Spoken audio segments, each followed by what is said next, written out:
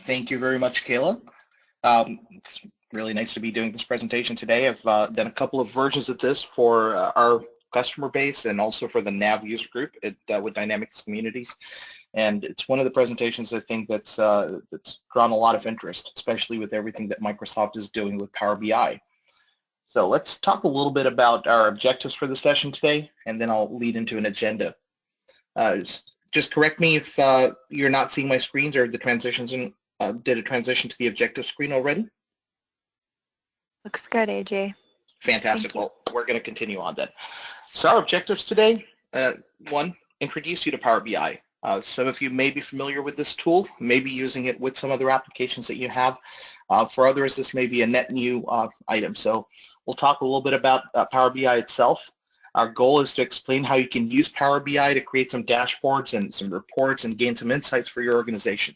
It's an industry-leading tool. It's really simple to use, and I think right from our session today, you'll be able to take some key lessons on how you can implement Power BI for your organization. You may not be able to do everything at an expert level, but our goal is to give you enough information to for you to be able to create some tools or reports or dashboards using the PowerBI.com and the Power BI desktop tools. So we'll introduce you to the different tool sets for authoring. We'll introduce you to how you consume Power BI reports and components. And to that end, we've come up with a specific agenda. So our agenda flows like this: introduction to Power BI, some discussion on pricing and availability. Will it work with your respective system? I imagine some folks here are using Microsoft Dynamics NAV. Others may be using other backend systems, whether they're part of the Microsoft Dynamics family or another ERP system altogether. We'll introduce you to the concept of content packs. From there, once we have that basic understanding, we're going to transition to how you're actually going to use your business data and how we're going to expose that. So we'll introduce you to how how content packs can help you get some quick impact, how they can help you hit the ground running with some pre-created reports and dashboards showing your business data in Power BI. Then we'll also introduce you to the real authoring tool, Power BI Desktop, where we're able to extract and model our data and how we can then publish that out to consumers and users in your company.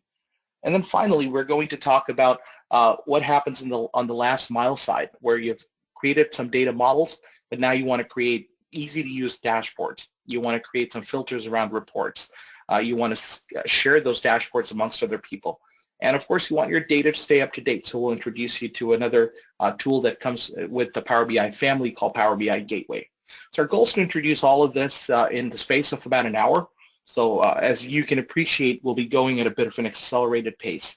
So if you have any questions that come up or you'd like some more in-depth time, my email address was on the previous slide, and you'll see it again on the sign-off slide.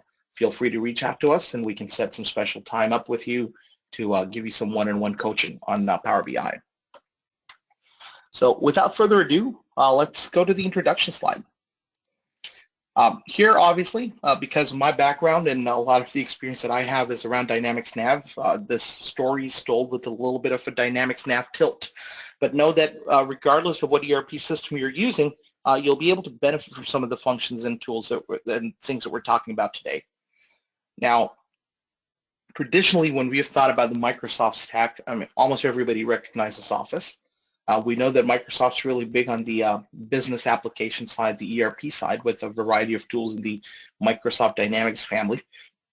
And they hit various different price points. At the entry level, you've got the Dynamics 365 family, you've got Dynamics NAV and Dynamics GP and Dynamics SL. And then at the top of the line, again, you have Dynamics AX, or now as it's known, Dynamics 365 for operations. So that's the business side of the stack is strong and deep. But increasingly what we're finding is Microsoft moves to that cloud-first, mobile-first story, there are a lot of other cloud-based products in what Microsoft has started calling the Power Suite inside of Office 365. There are tools like Power Apps where you can build your own applications without having to learn to write code, or Microsoft Flow that helps you create cross-platform workflows across 140 services. A true store model called the App Source store, where you can buy applications for Power BI, for Dynamics NAV, and for other applications. And then the machine learning predictive analysis tool called Cortana Intelligence. Each one of those is a real fantastic tool in its own right and deserves its own time in a session, but our focus today will be on Power BI, which I think is really carrying the flag in the Power Suite today. So at its heart, Power BI is simply a service that's meant to transform your data into some rich visuals. Our goal is to be able to collect and kind of, concatenate, organize all that data into a meaningful presentation.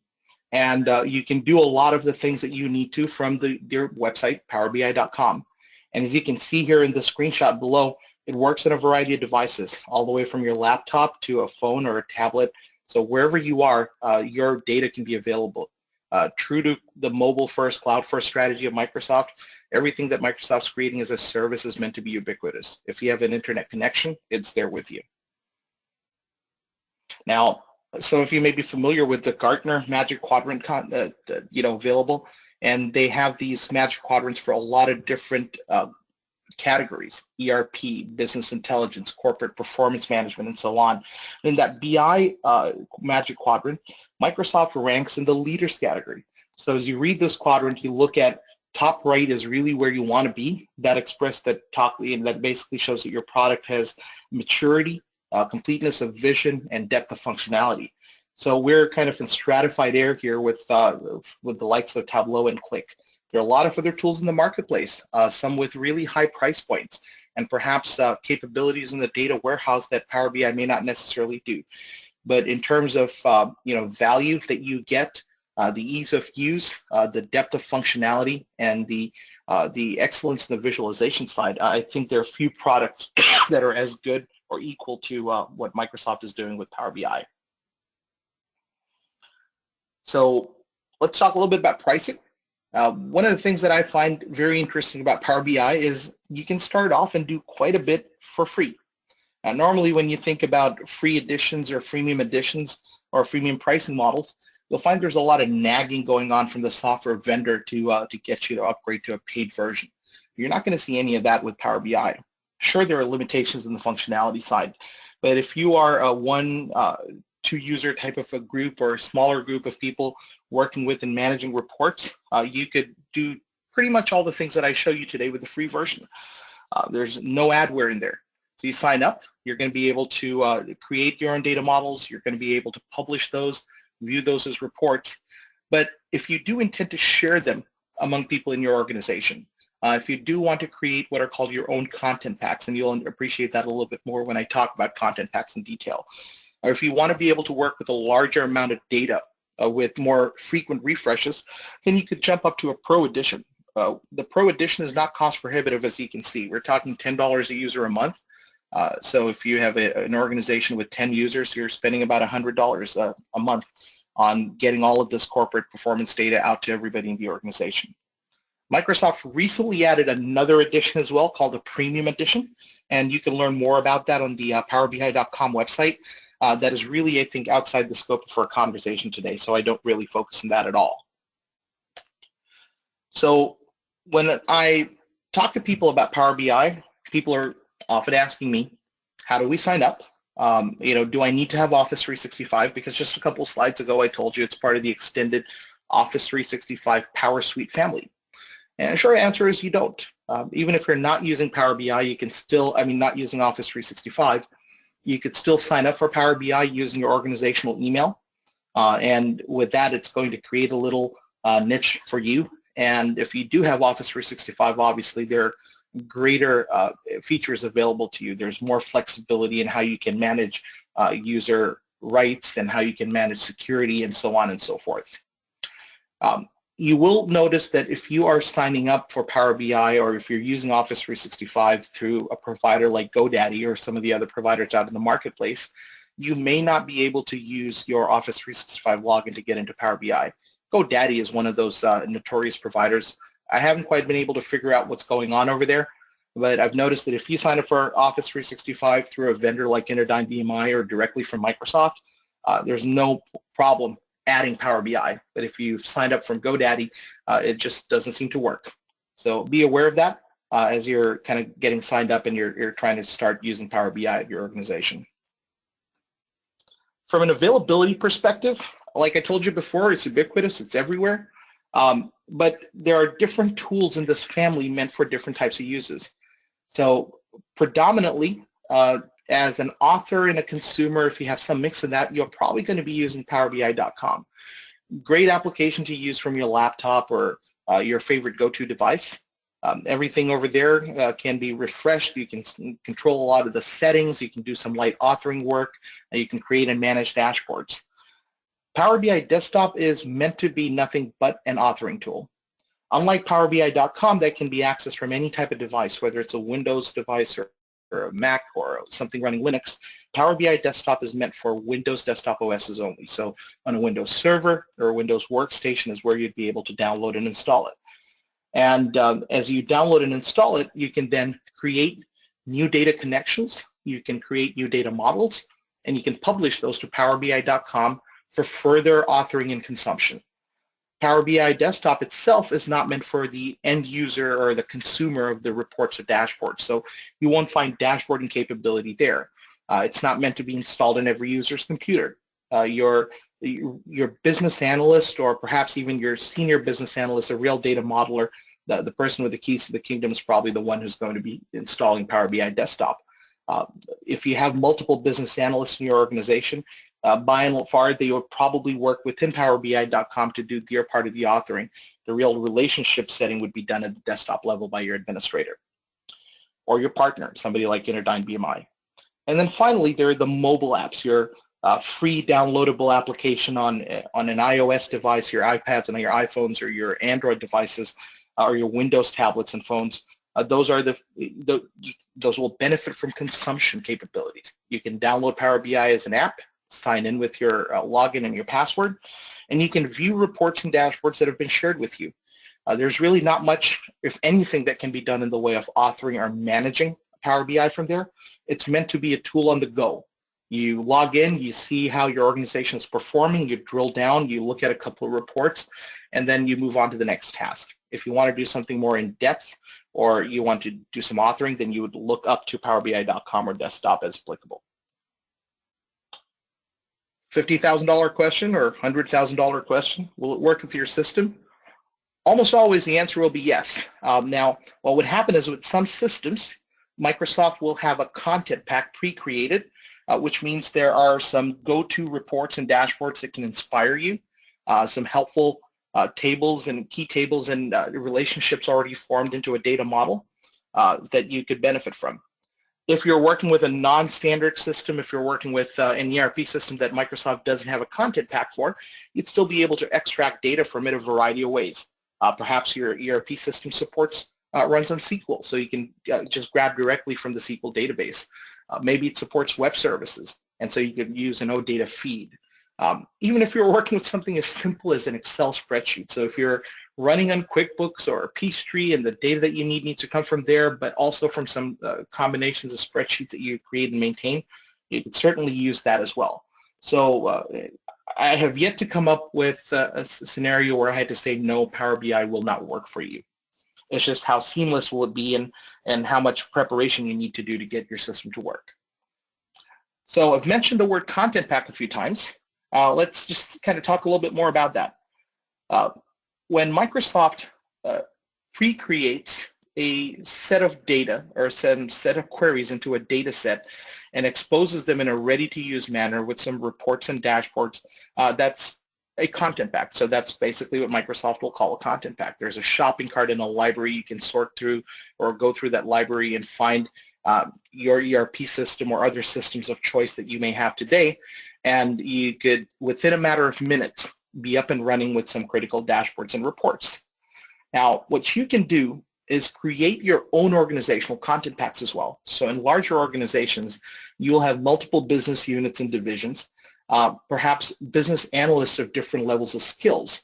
What you might want to do as an administrator is take the responsibility of modeling data so that it's done appropriately and it's done in a meaningful way. You create all those models and you just publish them into what's called an organizational content pack. And then other business analysts in your organization can go and download or subscribe to that content pack and then create your own reports and dashboards off of that. So there are some capabilities that are in your hands now. So let's take a look at a couple of things. I mean, there are over 50, I think, services that have content packs today from Microsoft. So here I am logged into PowerBI.com. I just went to PowerBI.com and I signed in. And I click on Get Data. And here I can see the links to Microsoft App Source where I can download and view content packs. So services, as I go over here, you'll see a library that includes products like Acumatica, Adobe Analytics. As I scroll down a little bit, you will see Google Analytics, you'll see MailChimp, you'll see Quick Dimensions, even things like Bing. So this is not even a system. Just maybe you want to track the how certain search keywords are trending. So you could say get now. I come over here for Bing, and I could type in a critical word. So let's say how the word Power BI is doing over the course of a week or so. So I went ahead and I got that Power BI dashboard now. And you can see over here that search activity around the word Power BI started trending in the last day. Perhaps it's around this webinar, or maybe there's just a lot of news and events happening. Volume change, top level, locations people are searching, news, and a lot of different things. And then as I need to, I can click and download or get insights, etc. as appropriate. So this is just one example of a content pack, and then there are a lot more. Even within Microsoft Dynamics, across the different products that Microsoft has, you'll find at least a dozen or more content packs created addressing different areas of function. So in the Dynamics 365 family, there's one for sales or order list or vendor list, financial management tracking, CRM capabilities, etc. So your organization will benefit if you're using some of the more commonly used applications from these content packs and get a lot of information right out of the box. Let's use Dynamics NAV as an example. When I looked at the Dynamics NAV content pack here, you can see how it shows a screenshot of what the content pack will show. And when I use the Get It Now to put my connection information, my username and password, it created this dashboard using my data. So from my ERP database, it grabbed the data and started pivoting this information into a dashboard. Now this is a fictitious company, so I'm not showing anybody sensitive data here. But as I click and I navigate through the screen here, I could say, I'm interested in learning more about sales per month. Maybe I want to make it a little bit larger so there's some more focus here. And then as I'm looking through here, I might be interested in seeing the domestic detail. So I can click on something, and if there were other components, I'd be able to look at it. I could always go back out of focus mode and just say, take me to all the related reports here.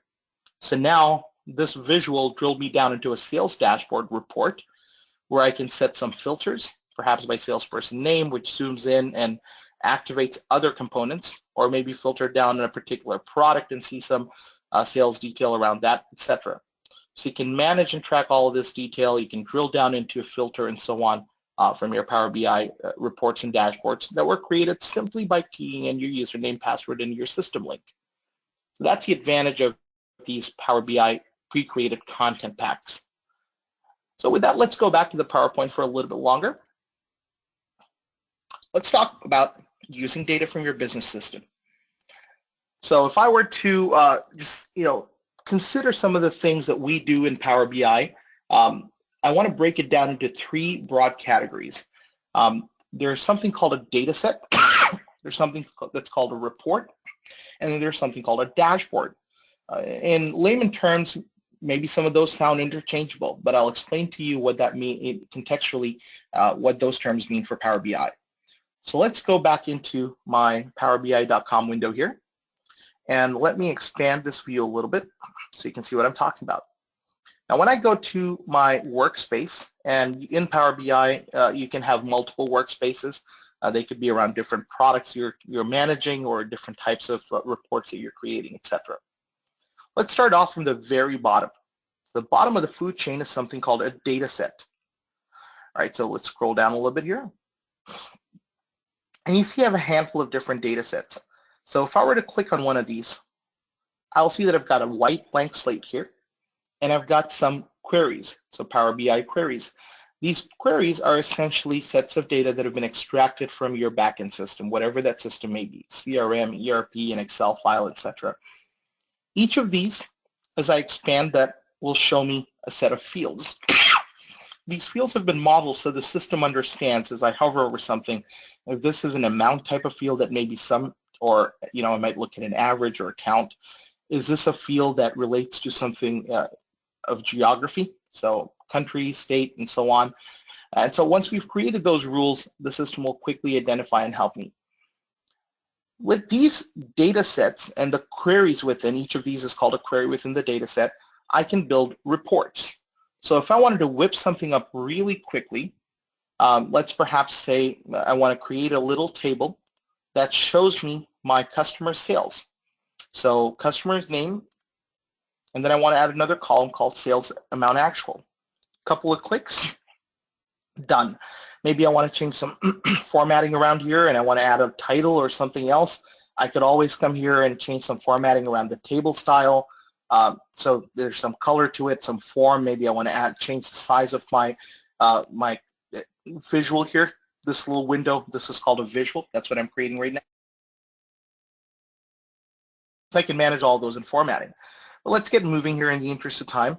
As I move a little bit to the next white blank space, I could say I also want to be able to filter this by country. So I go and look at another visual here called a slicer. And using this visual slicer, I could say, allow me to filter by the country or the region name. So then as I come here and I click on this, all other visuals on this page will filter accordingly. I could also have created something else, a third one that was maybe something more graphical. So let's take a bar chart, and again here maybe we want to show some instead of customer base, maybe it's a salesperson and sales. So now by John and Peter, and again further as I click on this visual, all other visuals in this page will respond accordingly. So now I've created something that I might want to save as a report. So I'm going to do a save as and give it a new report name. We'll call it our demonstration report since we're doing it for our presentation today. Once I've created this demonstration report, you'll find that it shows up under my report section. So the next step up from data sets, we're going to skip workbooks for our conversation today. We're going to jump into reports. Now, once I go into my report, I can see that my report can have one or more pages, just like you do in an Excel spreadsheet. So let me show you another report here. I've got one called Microsoft Dynamics NAV that has a lot of different tabs or pages here. Each one of these is referred to as a page. And then within any report, I may be interested in taking one or two visuals and pinning those to the dashboard. So my dashboard is nothing but a combination of visuals pinned from one or more reports. So I may not be interested in taking this whole item sales and profit page.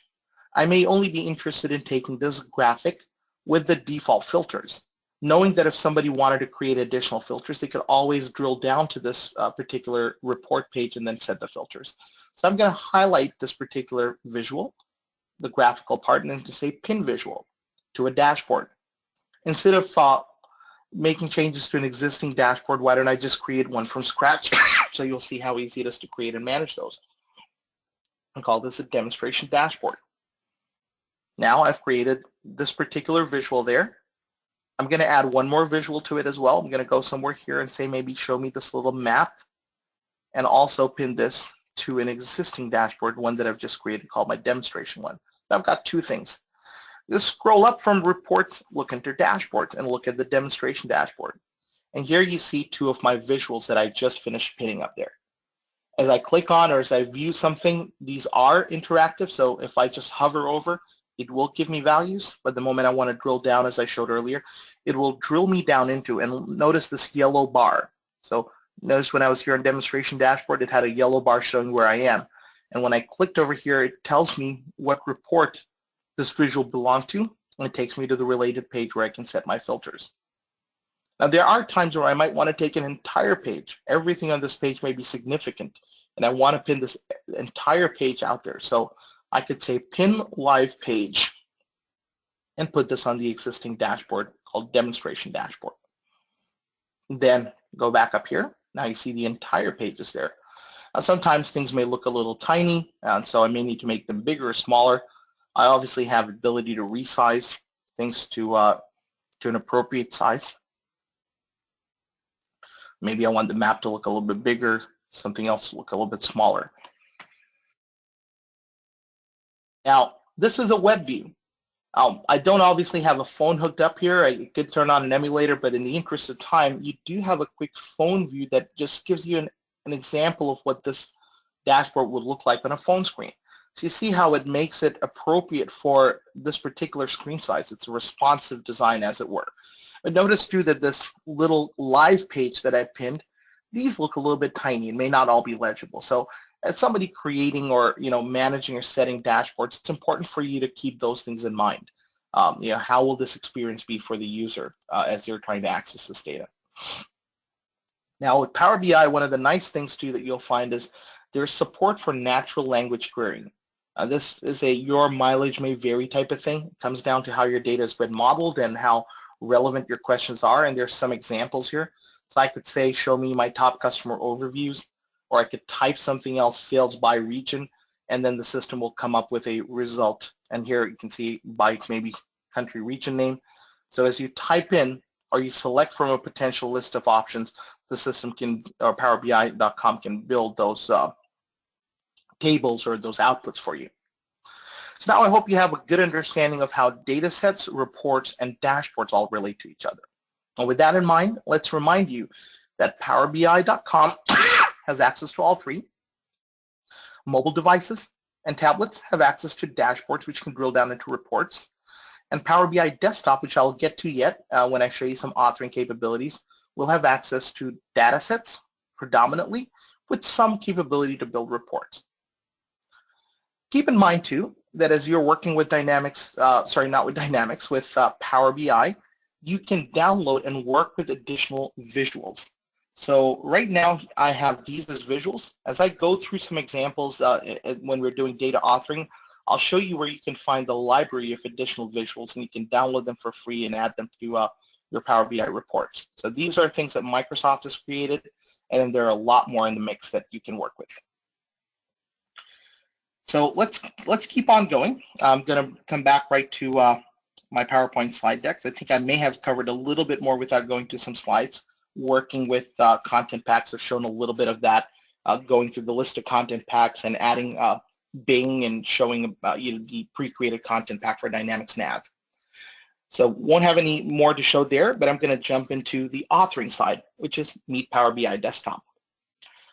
You can download Power BI Desktop very quickly and easily by going to powerbi.com. So let's just go ahead. Let's move this out of the way a little bit. Let's unpin this. So when I go to www.powerbi.com, here you'll find first your login page or your sign up page, and then you can go to products and you see Power BI Desktop. And here is where you can come, see a little bit more, or just click on download. It's a simple download. There's really nothing complex about it. You download, hit next a couple of times, and once you're done, it will finish installing, and you're ready to use the product. And I have it installed here, and I have it launched, so you'll find it as a Power BI Desktop application, which I've fired up. Now, first time you log in, it will ask you to sign in. The concept behind sign in is that when you create some data models here, or in queries and stuff into data sets, you want to be able to publish this information to powerbi.com, where we are here, so that we can do our dashboarding and so on. So with that in mind, you think back to what user am I using to log into powerbi.com? What is my Office 365 username?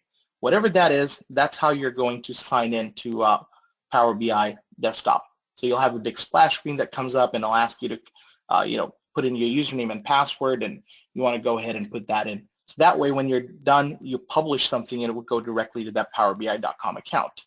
So simple, but just a little important step to keep in mind. Now, over here in Power BI Desktop, you'll find that when you want to work with something from a backend system, you'd say get data, and then it'll give you some options. Common options that are perhaps agnostic to any backend. Things like SQL Server or analysis services. A lot of different applications in ERP systems use these. Perhaps something as basic as a text CSV file, an Excel file, or a web source. Or more predominantly, you'll find a lot of modern age ERP systems support OData feeds. Quick, secure way to grab data from your backend system, possibly also communicate with the business logic layer there, and then be able to put them into your data sets and model them. So I obviously need to use some sort of a backend system here, and I'm going to use Microsoft Dynamics NAV. So here, connection was suspended. Let's just resume it. I'm logged into Microsoft Dynamics NAV 2017, which is the latest version, and I'm just logged in as a business manager. I think I'm going to not have to really talk much about NAV itself. I'm just going to go directly to a couple of screens that are key and important. Now, I have lists like customers and vendors and items.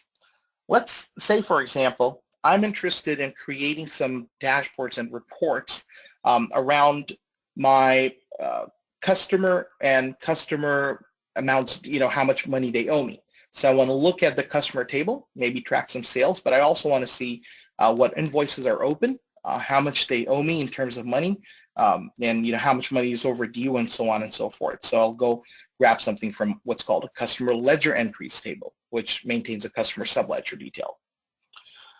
So how do I do that? We go to an area here called Web Services. And in your system, your backend, you may have some very similar capabilities. So in the world of Dynamics NAV, I already have my customer card pre-created as a web service because it's commonly utilized. Now, I may be interested in tracking my customer ledger entry detail as well. As I said before, in my, that's what we're going to create as an example. So I'm going to come to New, and I'll say I'm exposing an object type called page, which is basically visual representation of data in a table. That's what it is for us in Dynamics NAV. Come to the object ID, and if you're an expert, you know your object IDs in Dynamics NAV, and if you're not, just come here and click select from full list and type in customer ledger and let it do the magic. So there, found it. I want to give it a service name too. That's the name that the system that OData feeds will use to specifically pinpoint this particular web service. As a best practice, no matter what system you're using, I advise you not use spaces and special characters. Perhaps an underscore is acceptable, but no more than that. Then you say this is a published web service.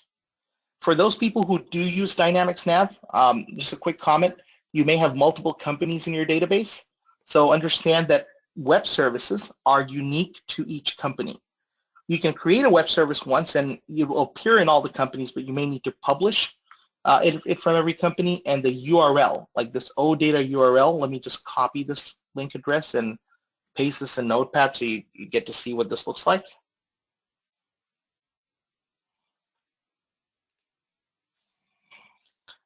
It will keep the name of the company in the OData feed URL. So it's important that if you didn't want to grab this data from Cronus USA Incorporated and perhaps from another company instead, that you grabbed the specific URL for the company from which you want the data. So now I've got my customer card and my customer ledger entries. The next thing to know too, for those people using Dynamics NAV, is that you may want to go to the user card and enable the web service access key. If you're using another application, you might want to look into on powerbi.com or you might, by trial and error, what type of credentials you need to use an OData URL. It could be a simple username and a password. It could just be a web service access key, or it could be some other combination. But here I'm going to use my search menu to quickly navigate to my users area. Right, and then here I can see my username. And instead of showing my regular password, what I'm focused on is the web service access key, which is a long alphanumeric script, usually ends in an equal sign.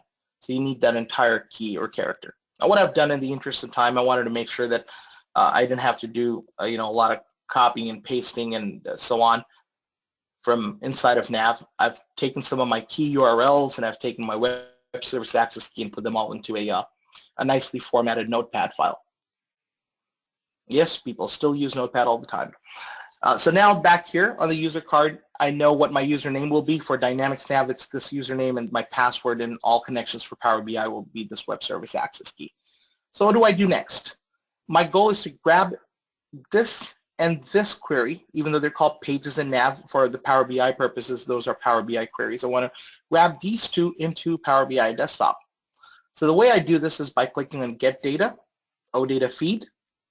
And as I come here, it's going to ask me for a URL. So the way we normally just do it is grab our standard OData URL. Again, I save myself a little bit of time here and saying, show me my NAV Power BI URL. and all I need to do is append my service name at the end.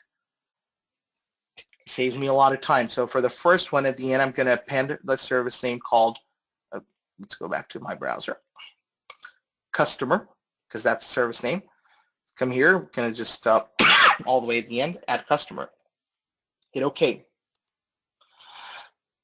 At this point, it's going to ask you for your credentials. Now, different services may require different types of credentials. With Dynamics NAV, we use the basic credentialing method where I type in my username and my web service access key. Again, we've got some time-saving measures here. Right here in Notepad, copy and paste.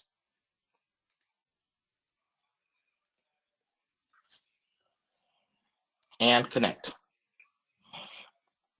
Assuming I haven't made any mistakes, it will start grabbing this data and will present a preview of what it found. Now I could directly load this, or I may want to tell the system a little bit of what each of these fields contain, what type of values there are. Maybe there's some fields I just don't want to use, and so on. You may also want to make a decision at some point as to whether you're filtering data before it comes out of the ERP system, or whether you want to filter data here in Power BI Desktop. So not so much in master records, but transactional detail. If you're looking at that customer ledger, which will have years and years of customer history, what they have paid, what's unpaid, and so on, you may not be interested in everything since the beginning of time. You might only want to focus on things that are from the last year or 2 years. So your goal would then be either as you're creating your queries in your ERP system that you filter it there, or in Power BI Desktop you set the filters. So let's take a quick look at that. I'm going to hit on Edit. First, I want to give this a user-friendly name for this query, so I don't have to remember what query 1 is down the road. Then I come and find the fields, so things that are marked ABC123 are alphanumeric things that are left as is. So we don't want it to do anything. But things like balance LCY, which in Dynamics NAV means balance in local currency, or balance due, how much of that is due, and so on. So what I'm going to do is select a handful of those rows. Select these rows, the credit limit and so on, multiple rows, and then I just right-click and say change to type to, this is a fixed decimal number. So now it's going to put a $sign. There may be other things here that are true false. So is this a block customer? This is a binary type field. So I said those. Come down a little bit. There's some fields here which are completely maybe not things I want to track. So I can select those and I could remove them from this particular query. And now I go down to addresses and fields and zip codes and so on. And then, as I go through, if I find something else I want to manage or do, I could. Now, if I actually wanted to say filter this list so that we're only looking at customers in the United States, I could have come down here and said, from here, don't select all, only select US. And this would have filtered my list. But for the purpose of this example, I don't want to do that. I do want to keep all my data intact. All right. Now, at this point, I'm mostly done with the changes that I need, so I can close and apply. And then I'm going to go and grab my customer ledger entry. I'll keep that quick and simple as well. Come back to get data or data feed. We'll go back to that Power BI URLs.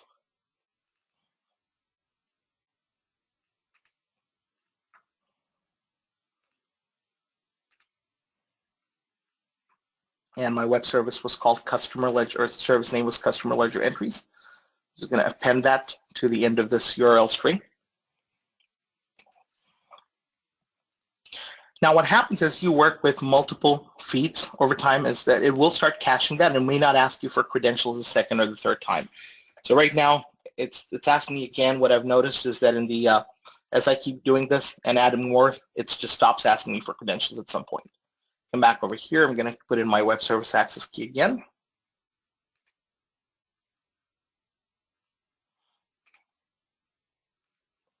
Connect. And we'll do the same thing we did last time. We're just going to hit edit. And I'll grab a couple of things here. So my date needs to just be a date. There is probably a few things in here that I do want to change. Maybe these global dimension 1 and 2 dimensions are a very important part of Dynamics NAV. Maybe I wanted to actually say the word department because that's my global one dimension. I could come here and I can rename a column as well. So you see there's a lot of flexibility as to what we can do. Department code, and I know my global dimension 2 code in the system is called a project code, so I can rename that as well. And probably want to rename this to be customer ledger entries, right, as we did with the customer one. And let's just come down. I think I'll take some of my amount fields, which are critical, and just make sure that they're treated as amounts. And change type, fixed decimal number. All right, that's good enough for now. I'm sure there's a lot of other things in here that are not relevant, so in the interest of time, we'll let them be.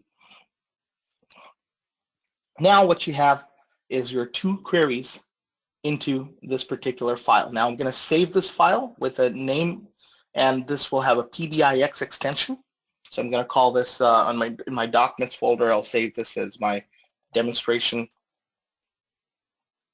or you know what, desktop demo dataset. When I go through and I publish this, and I will before the session is over, this is the name that will show in powerbi.com in the datasets area. So it's important that I select a name that's appropriate that I will be fine seeing over there. And now my dataset contains 2 queries. So that's just a quick starting point. What we want to do next is talk a little bit about modeling with the data sources. So the things that we've pulled out so far, how are we going to do some modeling? How do we relate the tables to each other?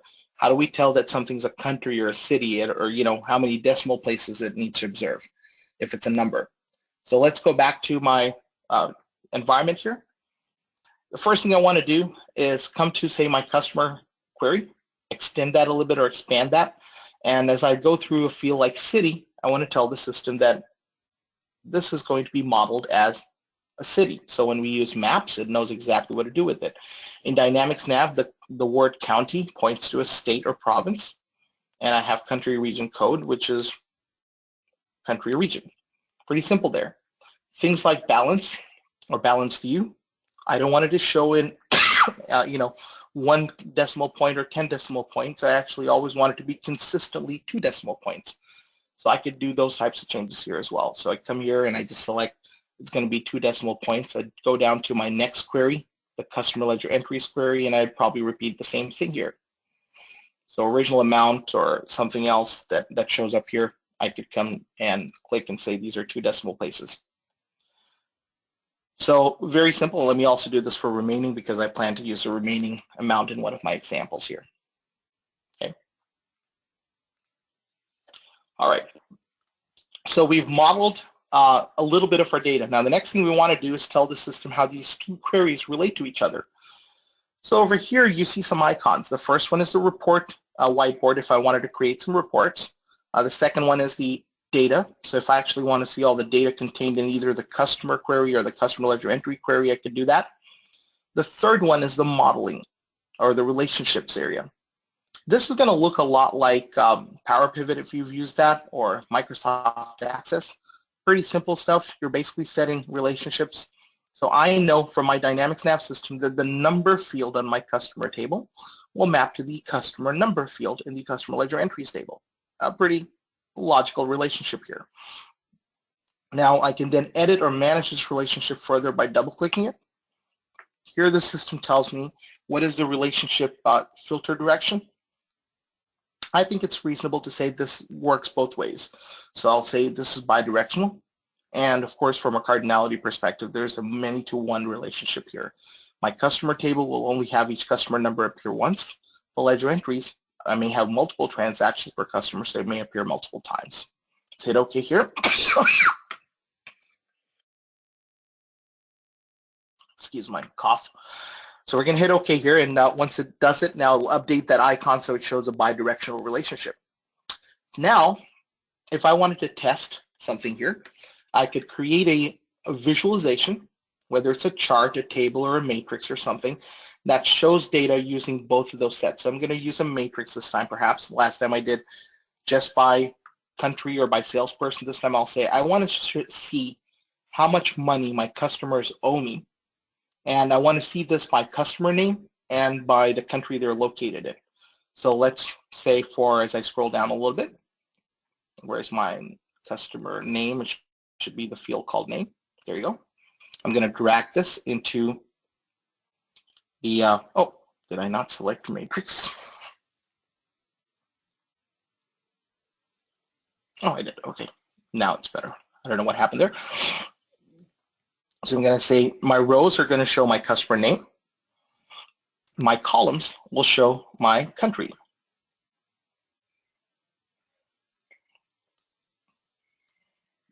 Okay. So now it's going to show my country codes. I could have had another table that showed country names as opposed to two-letter country codes. And then what is it that I actually want to track within here? So instead of getting that remaining balance from the customer query, I'll drill down to my customer ledger entries query, and here I could say show me remaining amount in the local currency of my system. Now, if I have chosen this in Dynamics NAV, it would show me amounts for each customer in its respective transaction currency. I'm going to select this one. Now you see my matrix has been created.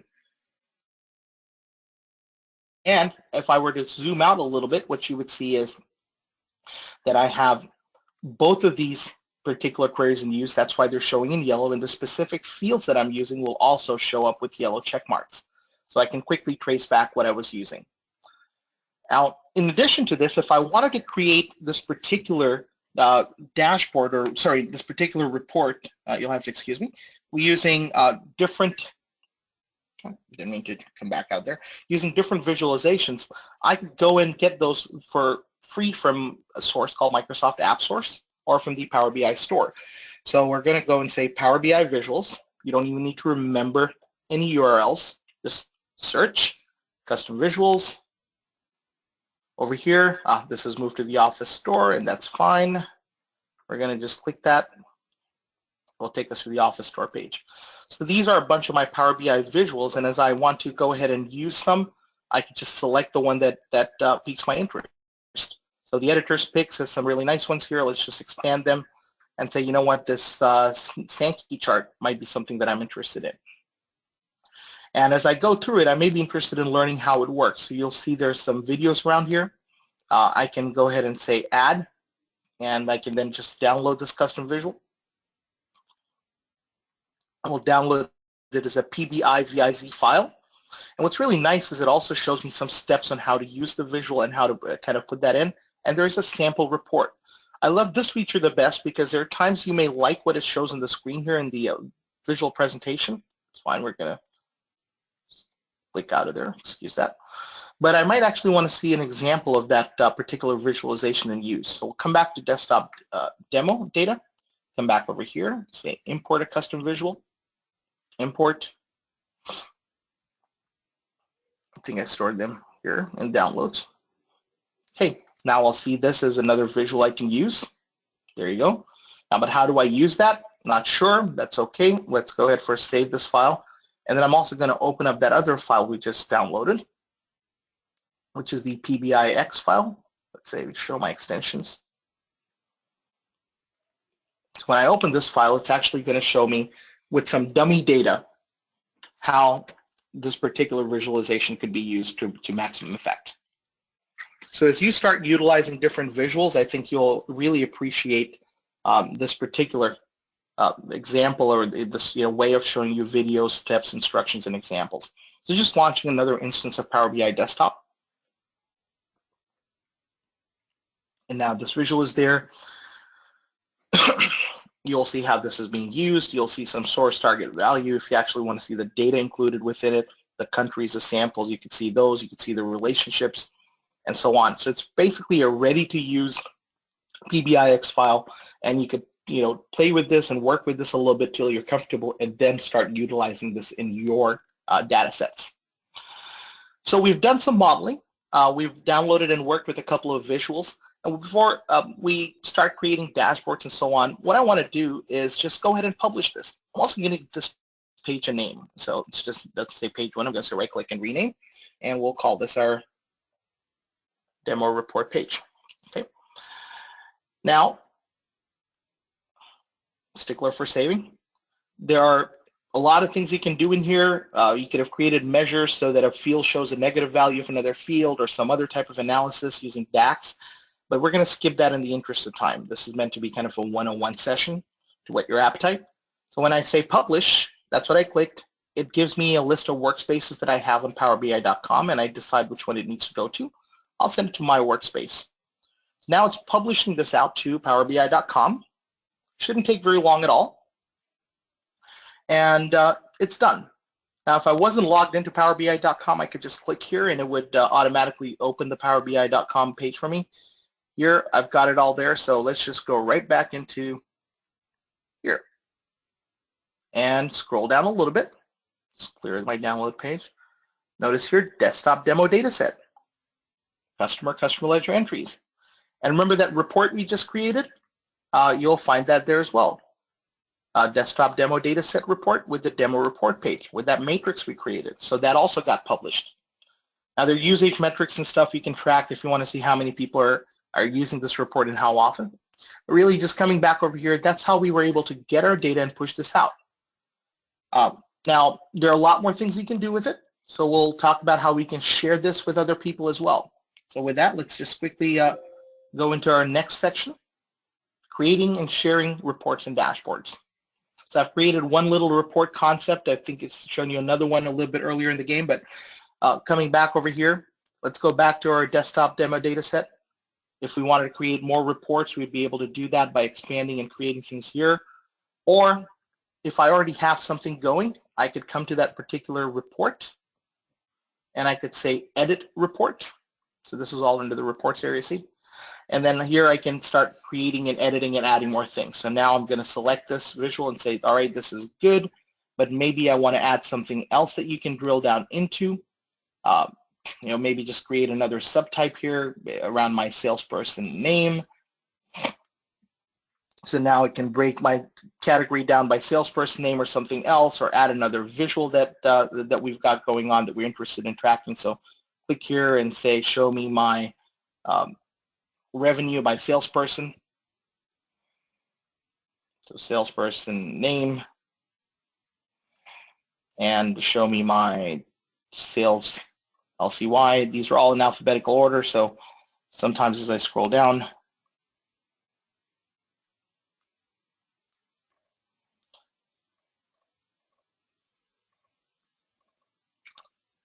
for now, let me just select balance LCY. In the interest of time, I just want to have a chart or something up here. So these are now the details, the values. So the chart like this to show what I need. And then when I'm done, I can just go ahead and I can save this. I've already seen how I pin things from reports to dashboards earlier in the presentation. We simply go and we select any visual and we say pin. What we can do too then is from dashboards, we can start sharing them to other people in the organization. So I come to my dashboard here and I decide that this is a dashboard I want to share with other people in my organization. Say grant access to, and I'm going to select Dan Jump, who is the CEO of this fictitious company, Cronus. So we're going to select that, probably send him an optional message. Dan, here's your sales dashboard. And then I can decide if I want Dan to be able to share this on with other people. And if I'm done, I say share. At this point, Dan will get an email. When he clicks on it, he's going to start seeing this, and then he can start drilling down and looking at related reports. There's a couple of things that you may want to keep in mind. One is if you were to add some filters here for Dan to click and check off on, like if I were to click in this white space and say, give Dan the ability to fill this report or filter this report, excuse me, by customers who are blocked, true or false, or maybe actually, let's say by customers in a specific country. Let's try this again. Yeah. Now, if I had done this, Dan would be able to create filters. If I had created another filter that said, only show me customers who have a credit limit greater than $1,000 or something else, those would be things that Dan would not be able to change filters on. So maybe come down over here. Let me just select a, oh boy, I'm just thinking about a quick field to select. Let's say customers who have a balance greater than $10,000. So I could say this is a page level filter. This is a page, remember, or for the whole report, I could set filters here and say if it's greater than, show customers who have a balance greater than $1,000. So if I were to create this, or $10, maybe $0, oh boy. All right, so bad filter, but you get the idea. If I said these types of filters here, then Dan would not be able to override this filter at all. So that's how I share and I do things. I'm going to start wrapping up. I know I'm running a little bit lean on time. I just want to focus a little bit before we go into a recap. I think I didn't touch on the gateway. The gateway is a pretty instrumental thing. Now we've created this desktop demo data set, and what we want to do is have the ability to refresh this data periodically, or maybe even let's not save my changes. Maybe I want to work with my Dynamics NAV or demo data set, and I want to be able to refresh these periodically. So how do I do that? I start by creating what's called a gateway connection. So you can download and install the gateway by going to download Power BI gateway. It's a simple installation. Come over here, you download and you install it. It asks you for your Office 365 username and a password and a name for the gateway. And then you come back over here in Power BI and you say manage gateways.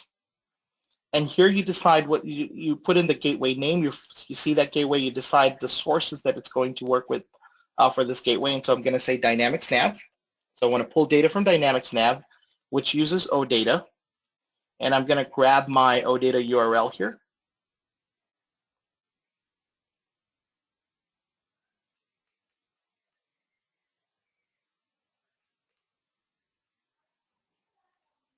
Probably got about another minute or two, so we might go over just a wee bit.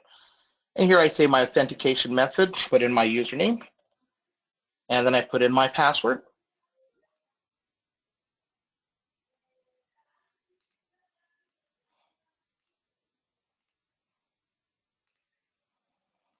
And at this point, once I add this, I can then use this alongside any of these to go ahead and start creating or scheduling refreshes. So I'd be able to go down over here, work with my various data sets. I'm seeing that I'm running out of time, so we'll start wrapping up.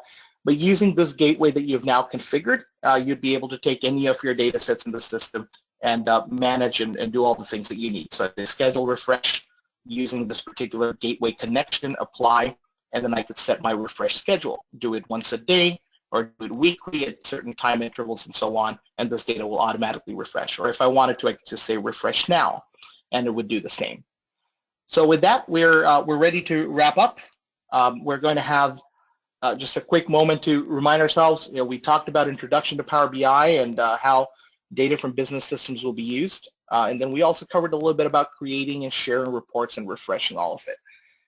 If you have any questions, or would you like, or if you would like some more time with us on in coaching you on some other aspects of Power BI, connecting it to other systems, other Dynamics platforms, or some other system in your organization, let us know.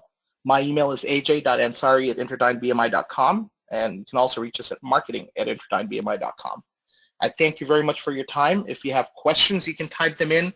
I'll stay on for another minute or two. Otherwise, thank you for attending, and I hope you're having a great day. Thanks so much, AJ. Great presentation. We did have one question come through: how to return a PBIX file to Dynamics NAV.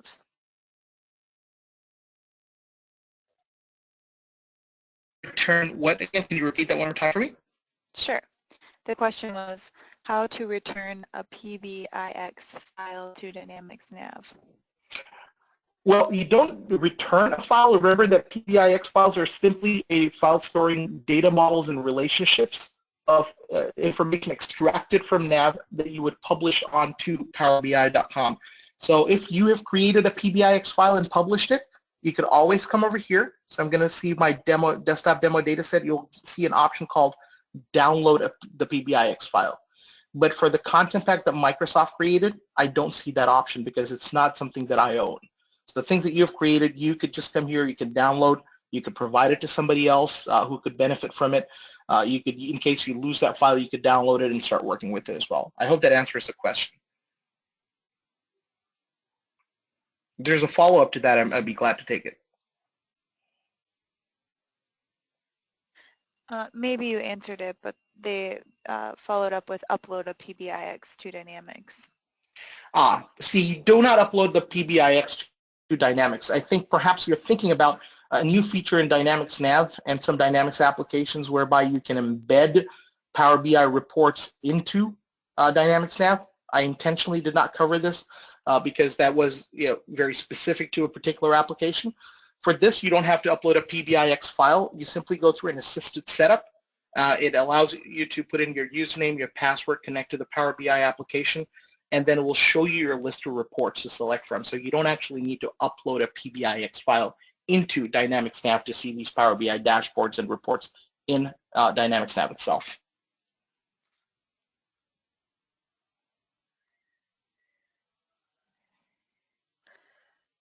Thank you. We have a couple other questions coming through. Do we have to have a gateway to do schedule refresh? Yes, you do. So the gateway is very important for scheduled refreshes. Depending on the type of data source, if it's a CSV file or an Excel file, those are not capable of being refreshed periodically. So you will always need to update those yourself by publishing that data again. But if you are pulling from some sort of a database or an OData feed or something like that, then you can refresh those and the refreshes are done through this gateway. Gateways are free, real simple to set up. I didn't want to waste time, but that probably took me all of 5 minutes to run through the gateway installer, put my username, my password, and give a user-friendly gateway name. And the gateway can be shared by multiple users.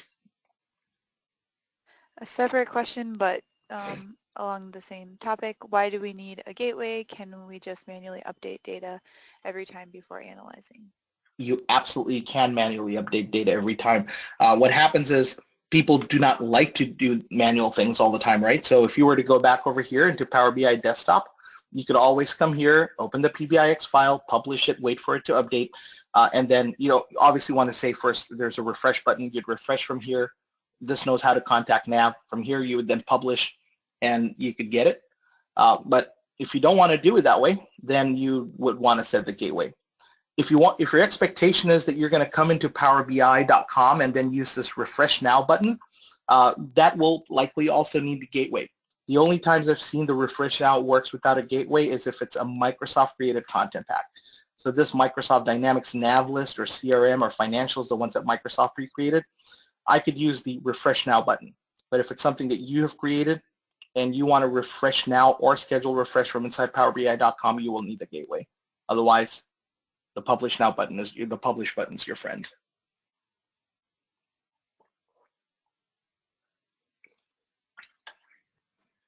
More questions? You might have gotten to this, but just in case, the gateway question again, in what other situation do we use gateway? So you might have touched on it, but. Well, gateways can be used not just for Power BI, but also for Flow and a series of other applications. So it's basically a conduit that allows you to connect data from a system that doesn't necessarily face the internet. So you have an internal application or a database or some source, and you need to create a connection between that particular application and powerbi.com.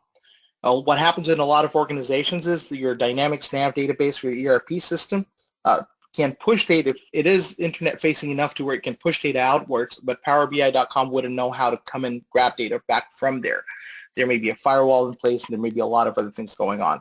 So the gateway is just a conduit to facilitate that data exchange from the powerbi.com side without you having to push the data yourself. So it allows you to pull the data as needed. But Flow, I think, uses it, potentially Power Apps. There are a series of other ones, but if you actually go to that gateway page, it will tell you there's also two types of gateways. There's a personal gateway that you can use. That's for, I think, you can put on your workstation, or if you want to be able to share the gateway with other people in the organization and allow other people to work on it, you want to put it on a server that never goes to sleep, you'd be able to use the organizational gateway. Both options happen from the same application file. It's just when you're installing, it's an option here. But take a look at this page, documentation Power BI on-prem. You can see a little bit more, and there's a lot of FAQ type questions here as well. that may be able to answer them. And if they don't, please email us or give us a phone call, and I'd be happy to speak in depth on the gateway with you. Great, thank you. Another question, can we combine data from different programs, for example, CRM and NAV? You certainly can. So I've seen two things happen. Either they reside side by side. So in PowerBI.com, you'll see two different data sets, and you'll have a data set that generates some reports for CRM. You'll have another data set that generates some reports for NAV, and you might put some of those different combinations into dashboards, which essentially means they're completely separate or isolated things. They just show up on a shared dashboard, so you're seeing a little bit of CRM and a little bit of NAV. But if your goal is to really model data so that you can relate some data from CRM to relate to data from NAV, then you need to really start with the Power BI desktop. You need to have a good understanding of the data models in both systems, so the schema of the databases, cardinality or uniqueness of records in the different systems, how they relate to each other. You'll find that names will frequently be different. What's a customer in Dynamics NAV is an account in CRM. And so on. So the entity names, the table names differ. So you need to understand those. And if once you have a good understanding of those, you can build the data models like we did. We did a simple example of stitching a customer table to customer ledger entries. But if we create a meaningful list of relationships between CRM tables and NAV tables, or CRM entities and NAV tables, then you'd be able to create use reports together. As a matter of fact, we at Interdyne BMI are doing a presentation on that, and I think on proper data modeling sometime this week. Hila, maybe you can speak about that if you remember. If not, we can share the link to anybody who sends us an email. It's up on LinkedIn. Our BI practice manager, Steve Schersley, will be doing a presentation on proper data modeling techniques.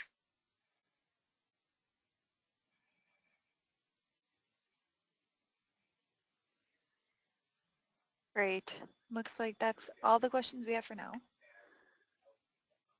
If there's any other questions, feel free to email us at the emails provided. AJ's email, aj.ansari@interdynebmi.com, otherwise marketing@interdynebmi.com. We will be sending a follow-up email with the recording of today's presentation. You can reply directly to that email with your questions. Otherwise, thank you all so much. Thank you, AJ, for a wonderful presentation. Have a great rest of your day. Thank you, everybody. Have a wonderful day.